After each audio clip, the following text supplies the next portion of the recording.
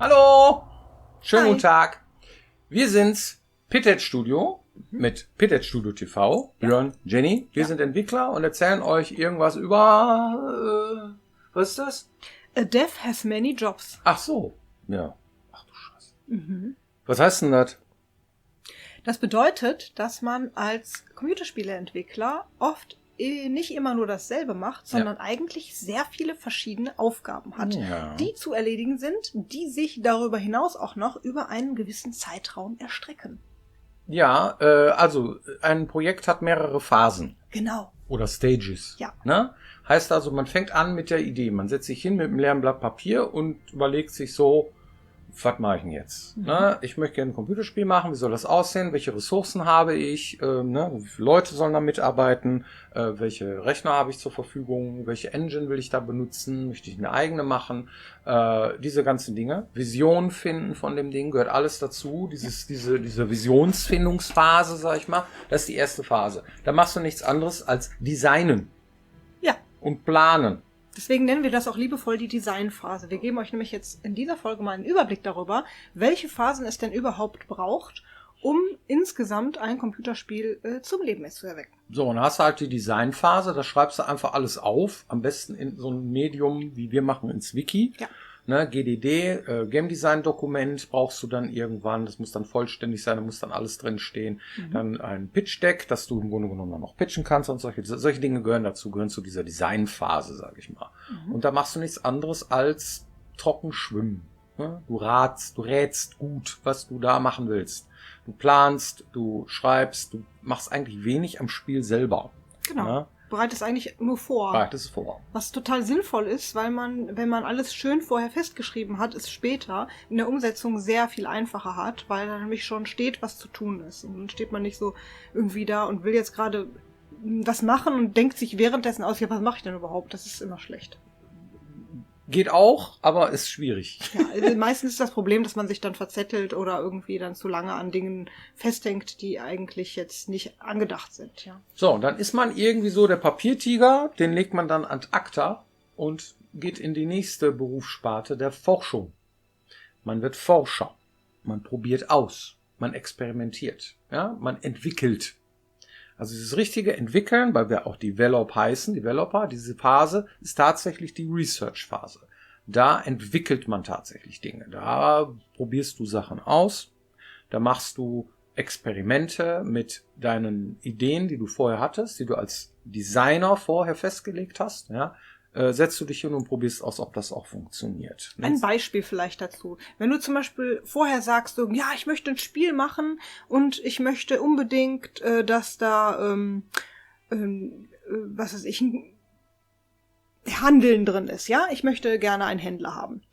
Und du hast das als Feature da in deinem Dokument. Und dann setzt du dich hin und sagst, ja, cool, handeln.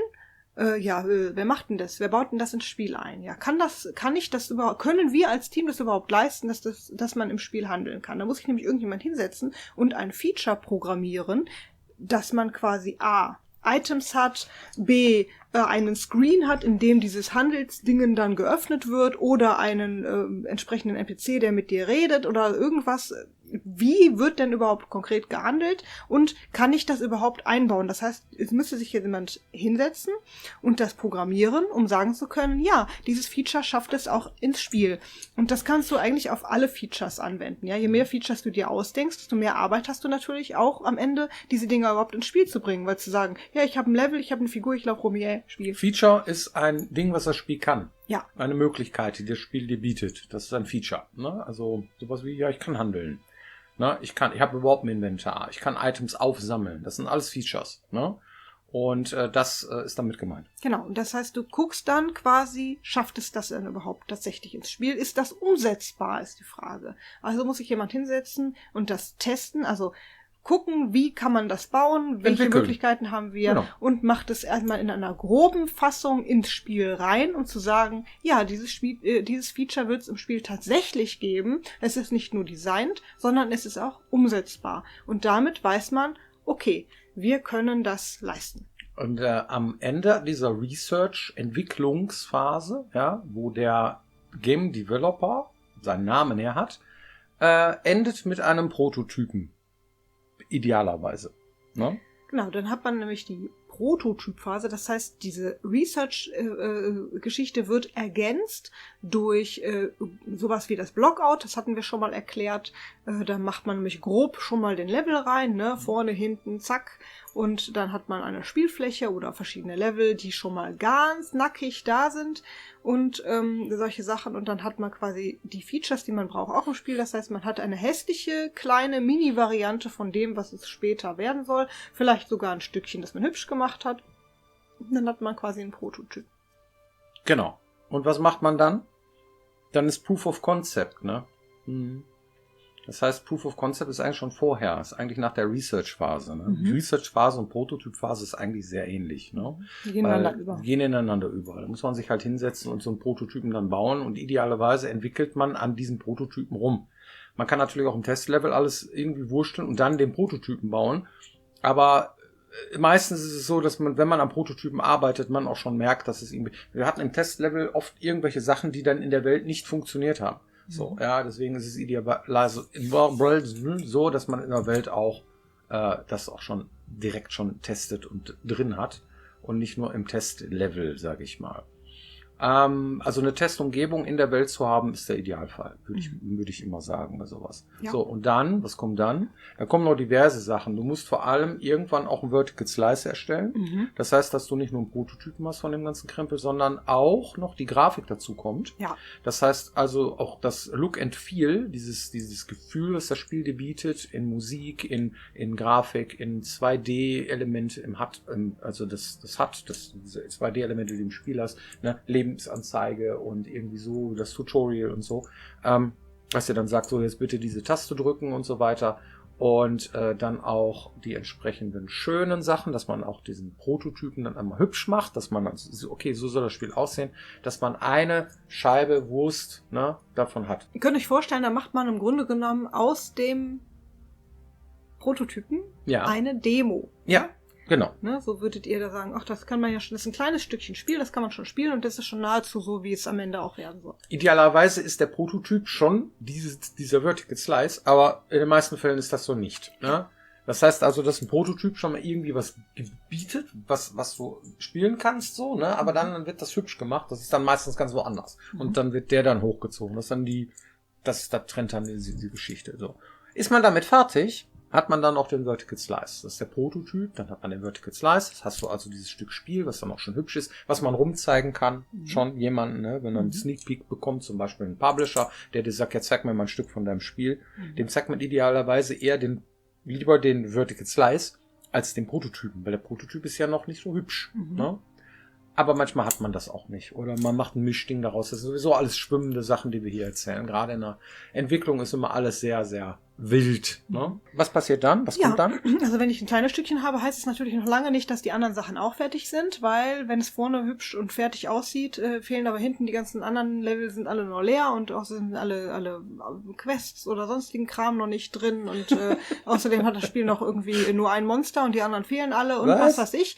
Das heißt, aber das kann man schon mal verteilen. Genau, man kann das Ding dann in der nächsten Phase fertig machen. Das ist die größte Phase, die umfangreichste Phase, das nennen wir die Implementationsphase. Also es ist völlig klar, was jetzt zu tun ist. Die Produktion. Aber es muss halt auch gemacht werden. Dann setzt man sich dahin und die Sachen, die man sich vorher ausgedacht hat, all die Figuren, all die Quests, all die Aufgaben, all das muss auch irgendwie ins Spiel wandern. Irgendjemand muss es dann hübsch machen und dann, also das ganze Spiel, nicht nur den Vertical Slice.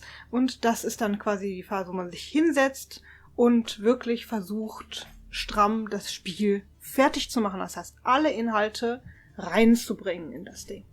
Ja. Und parallel dazu beginnt aber auch schon eine andere Phase. Geht nicht anders, weil wir wollen ja auch am Ende, dass es irgendjemanden gibt, der weiß, dass das Spiel überhaupt existiert, ja.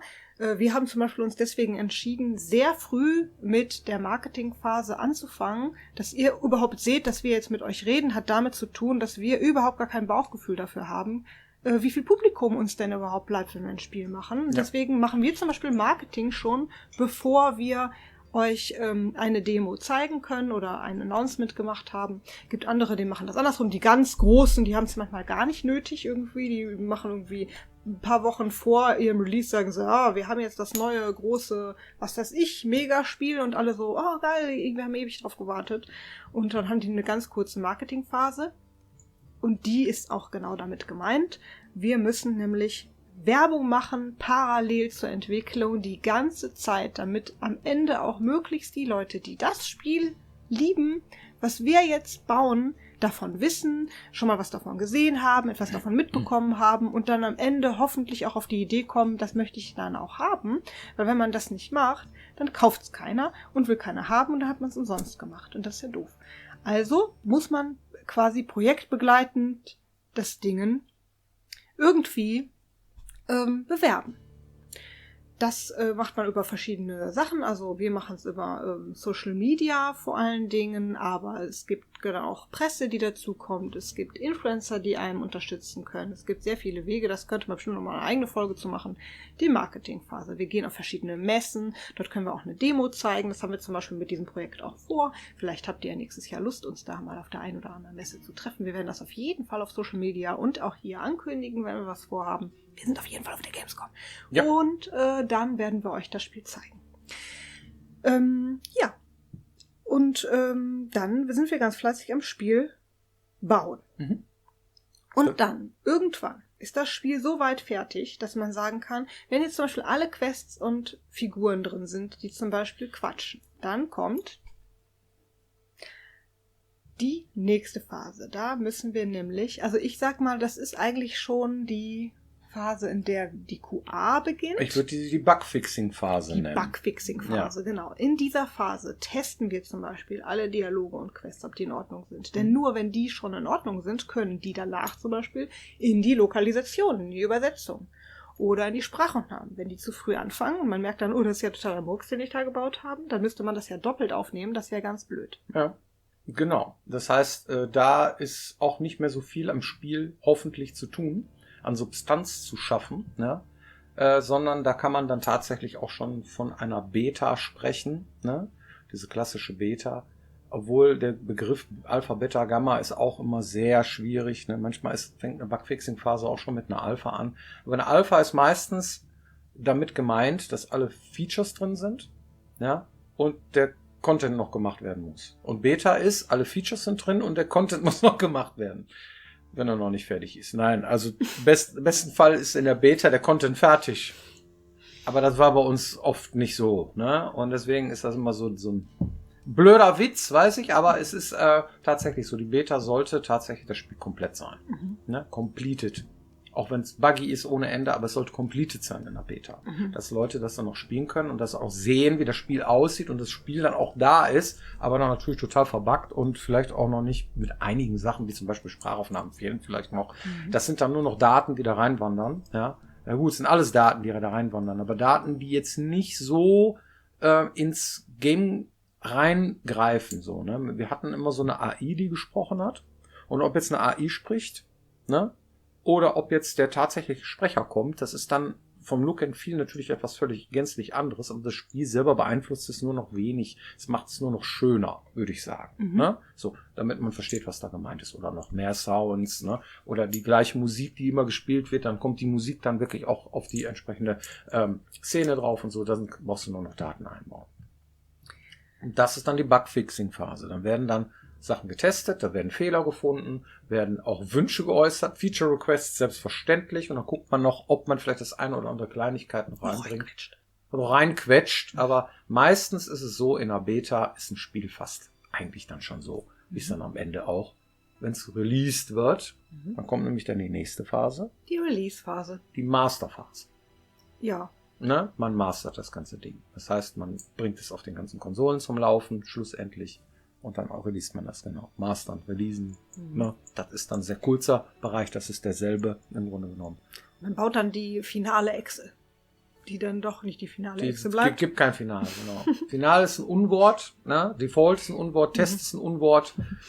Aber Final. Final, neu, alt, alles Bullshit. Ja? Am besten nennt man die Dinge so, wie sie am Ende heißen sollen und macht immer eine neue Version davon und backupt die alte und schreibt dann dahin Version irgendwas. Aber man sollte im Spiel keine Testdaten verarbeiten und sie auch so nennen in der Nomenklatur. Ganz schlechte Idee, ist meine Erfahrung.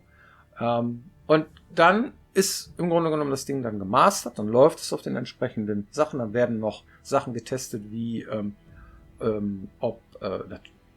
auf welchen Systemen es nicht läuft oder Kacke läuft, ja, welche Grafikkarten überhaupt nicht laufen und so weiter. Dann wird an den Treibern gearbeitet und da sieht man schon, diese Phasen, die überschneiden sich in einigen Themenbereichen, weil man muss natürlich schon vorher anfangen, in der Produktion irgendwann, auf die Systeme zu testen, damit man überhaupt die Chance hat, in der Bugfixing-Phase die Fehler zu finden, die dann in der Masterphase dann nicht mehr einen so sehr aufhalten. So. Ja, stimmt. Und das ist dann sehr, unterschiedlich dann. Am besten, es ist auch ein bunter Blumenstrauß häufig. Ne? Das heißt, diese Phasen, die überschneiden sich. Ne? So, in der Produktionsphase ist man Malocher, ne? Die meiste Zeit, dass man nur am Arbeiten und Stückzahl. Ja? Auch in der Programmierung tatsächlich. Die Features, die muss man umsetzen. Da gibt's gar nicht so viel links und rechts zu gucken oder irgendwie zu designen oder so. Ja gut, beim Programmieren ist man immer irgendwie am Design. Ne? Das ist auch richtig, weil gibt manchmal das Problem und dann muss man es lösen und dann muss man sich überlegen, wie mache ich's. Und das heißt, als Programmierer ist man eigentlich immer irgendwie kreativ. Und dann, wenn das Ding dann draußen ist, das released ist, dann ist man auch noch nicht fertig, sondern dann kommt dann die Patch-Phase. Genau. Ja? Die kann man auch nicht umgehen, weil es ist einfach so, wenn eine größere Gruppe an Menschen dein Spiel dann auf einmal, egal ob du vorher eine Bugfixing-Phase hattest oder nicht, natürlich wird das tendenziell besser, wenn die mehr Zeit hat, ne? Wenn die Bugfixing-Phase mehr Zeit hat. Ist nicht so einfach. Dann ist es natürlich leichter, die meisten Sachen schon rauszufischen. Aber einige Sachen, die fallen einfach erst auf, wenn sehr viele Menschen sich das gleichzeitig angucken. Dann irgendein Problem, das vorher nicht aufgetreten ist, und dann muss man sich das einfach nochmal angucken können. Und darum gibt es halt diese Patch-Phasen immer. Ja, und wir werden das so lösen, haben wir gesagt, wir machen das auf jeden Fall über den Discord-Server. Da werden wir später eine Rubrik aufmachen, wo ihr uns dann Feedback geben dürft über unser neues Spiel. Okay, muss mich jetzt fangen. Okay, hast du eine Community-Frage? Ja, ich habe auch noch eine Community-Frage, die ach so, genau. Die ist eigentlich dieselbe Frage, die wir jetzt schon beantwortet haben, aber sie beinhaltet trotzdem noch etwas. Deswegen lese ich einfach mal die Frage vor. Hier steht nämlich: Die grobe Schritt-für-Schritt-Entwicklung eines Spiels würde mich mal interessieren, haben wir jetzt gemacht.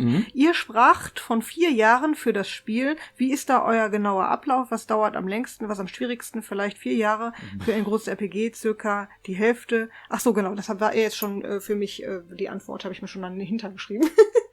Weil ich habe nämlich Folgendes gedacht. Wir brauchen jetzt natürlich nicht mehr 4 Jahre. Ja, 4 Jahre war so, wir haben immer gesagt, 3 bis 4 Jahre braucht so ein Piranha-Bytes-Spiel, je nachdem, wie umfangreich wir das designt haben und wie hoch die Ansprüche sind auch dann tendenziell.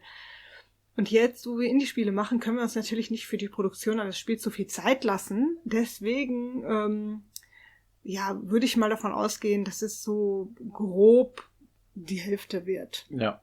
Das 2,5 Jahre wahrscheinlich, sowas wird das dann. Da werden wir mal testen, wie viel es dann am Ende tatsächlich ist, aber wir werden uns so viel Zeit nicht damit lassen können, weil das einfach keinen Sinn macht. Ja, das wird ja auch nicht, wird ja auch günstiger werden für euch dann, ja, das Spiel.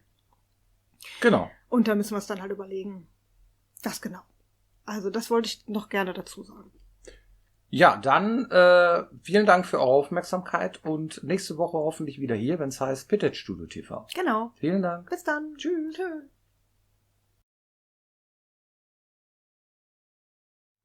So, jetzt können wir uns überlegen, ob wir deinen Fauxpas da noch rausschneiden oder nicht, ne? Ich hab's im Satz gerettet. Das ist gar nichts. Fauxpas. Gar nichts.